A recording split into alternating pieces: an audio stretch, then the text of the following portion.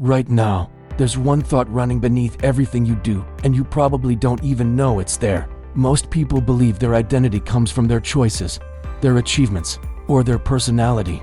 But the truth is, it's shaped by a single recurring thought pattern you've never examined. Think about it. That person who works non-stop but never feels successful. The one who sabotages relationships right when things get good. The friend who dreams big but never takes the leap. They're not lazy. They're not broken. They're being controlled by an invisible thought, a quiet belief about who they are that has been running in the background for years. And here's the unsettling part. This thought isn't just influencing your decisions. It's writing your entire life story without your permission.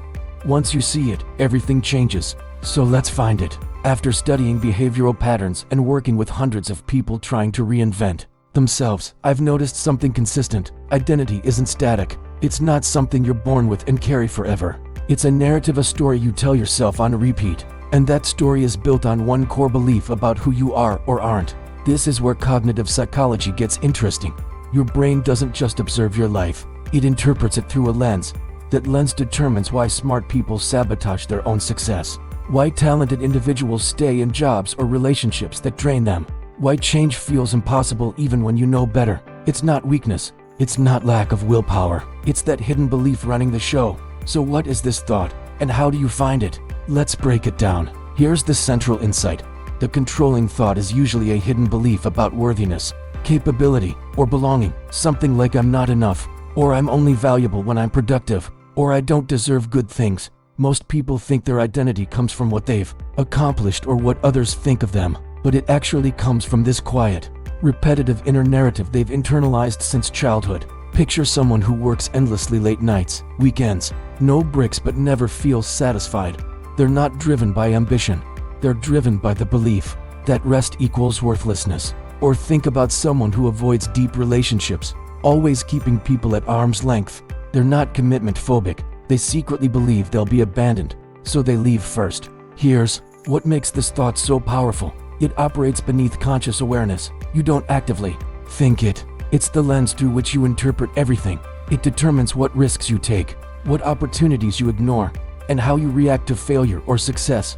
Once you see this thought, you can't unsee it, and that's where everything changes. So how does one thought become an entire identity? It starts with a filter. Your brain takes this core belief and uses it to interpret everything that happens to you. It selectively notices evidence that confirms the thought while dismissing anything that contradicts it. Take someone who believes I'm not smart enough. They'll remember every mistake, every awkward moment, every time they didn't have the answer. But when they succeed, that's luck. That's an exception. That doesn't count. Here's where it gets deeper.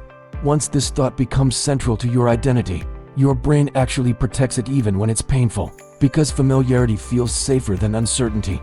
Most people think they want to change, but subconsciously, they're protecting the identity this thought created. In your career, you stay small to avoid failure. In relationships, you choose unavailable partners who confirm you're not worth staying for. In personal growth, you start projects, but never finish because people like me don't succeed. And here is the paradox. The very thought that is limiting you is also what feels most true and familiar. It's woven into how you see yourself. This isn't your fault. You didn't choose this thought consciously. But here's the crucial part.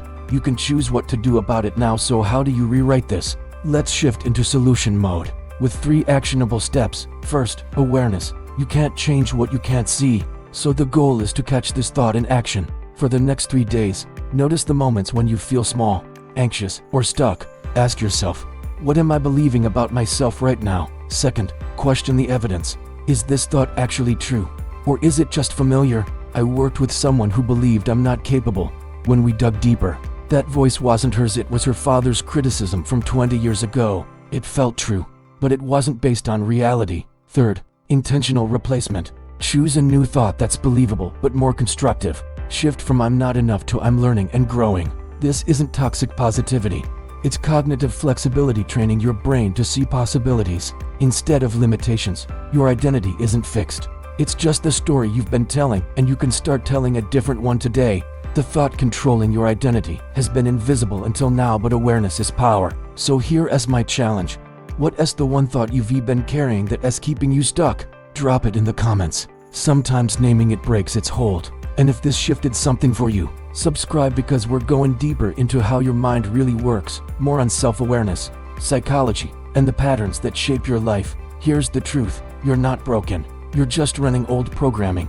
Time to update it. Thanks for watching. I'll see you in the next one.